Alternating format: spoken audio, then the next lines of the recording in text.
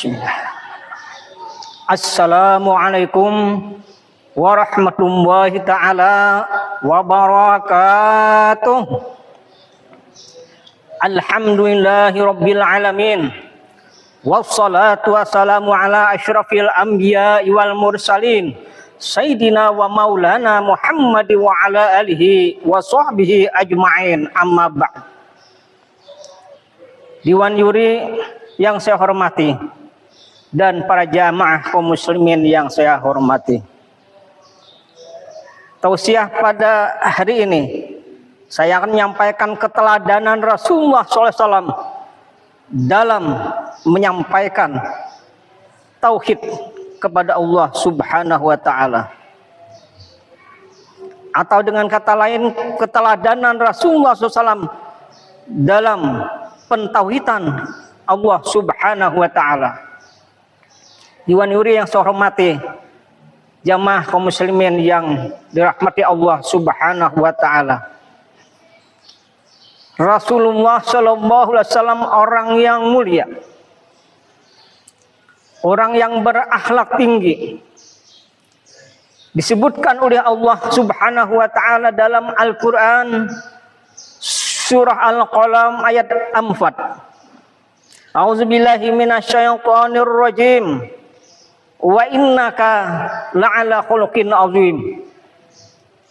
Sesungguhnya engkau wahai Muhammad adalah manusia yang paling mulia, bersifat mulia, berakhlak mulia, berbudi pekerti yang luhur.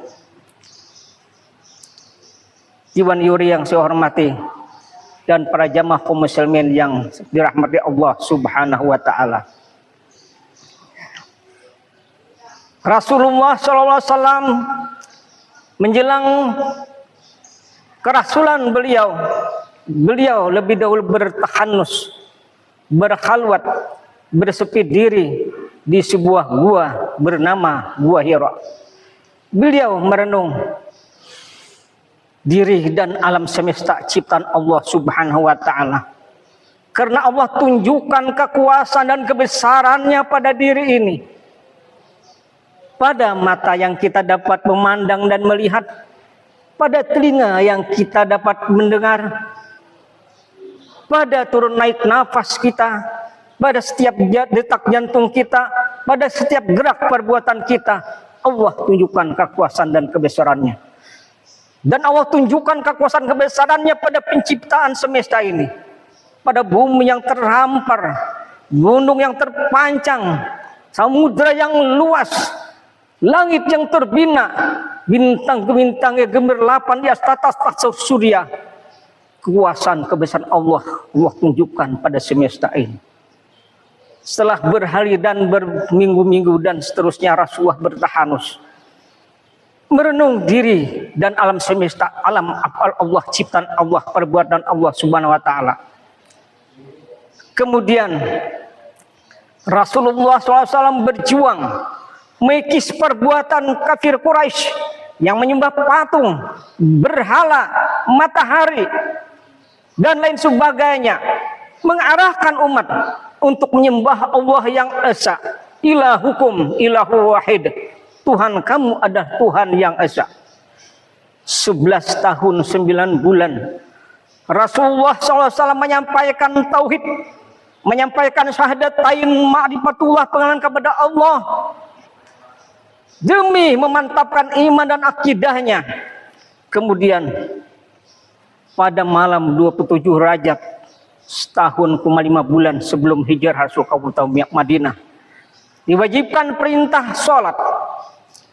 Kemudian pada bulan Sya'ban, 2 tahun sudah hijrahnya Rasulullah SAW, diwajibkan ibadah puasa dan juga ibadah zakat. Dan kemudian pada tahun ke-6 hijrah baru ditetapkan kewajiban ibadah haji.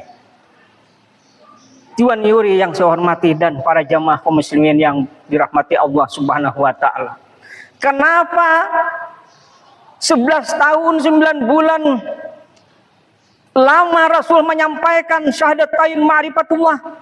Karena untuk memantapkan akidahnya, memantapkan imannya, memantapkan tauhidnya.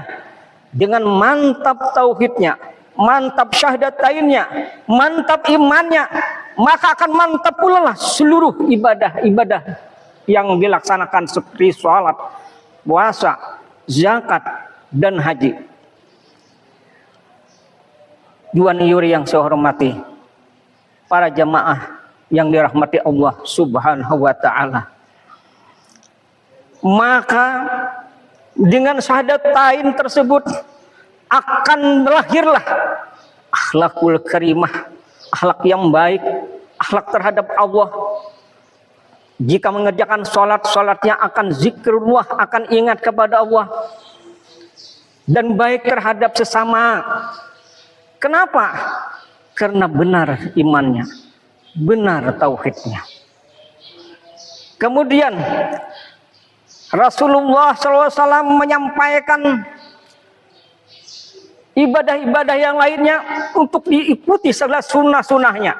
Namun sunnah pokok dalam Islam adalah syahadatain. Allah Subhanahu wa ta'ala dalam firman-Nya dalam Al-Qur'an surah Muhammad ayat 19. A'udzubillahi minasyaitonir rajim. Fa'lam annahu la ilaha illallah. Artinya, maka aku perintahkan akan dikawai Muhammad untuk mengetahui akan isi yang tersirat dalam kandungan makna la ilaha illallah. Karena itulah kita wajib mengetahui isi kandungannya. Rasulullah SAW dalam sabdanya, Afdhalu ma qultu ana wan nabiyyu min qabli la ilaha illallah. Adapun yang utama, yang pertama-tama yang aku sampaikan dan yang disampaikan oleh para nabi dan rasul yang dahulu-dahulu sebelum aku adalah la ilaha illallah. Maka jika ya Allah ini mantap, tauhidnya mantap, seluruh ibadahnya pun mantap.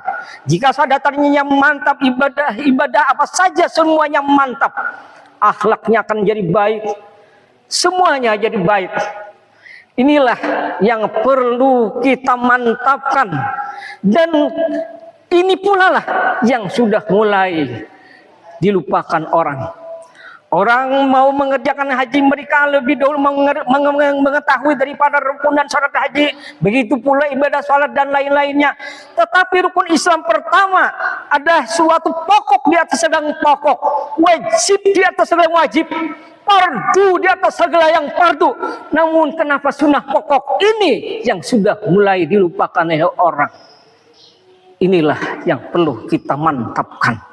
Inilah yang perlu kita ketahui, yang perlu kita pelajari dengan baik.